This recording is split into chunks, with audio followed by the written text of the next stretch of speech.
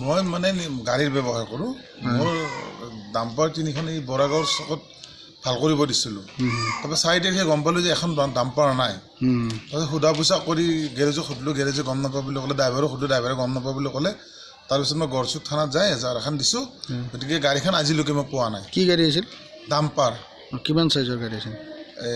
8 চিয়ামৰ গাড়ী আছিল আৰু গাড়ীখনৰ নম্বৰ হ'ল AS01 HC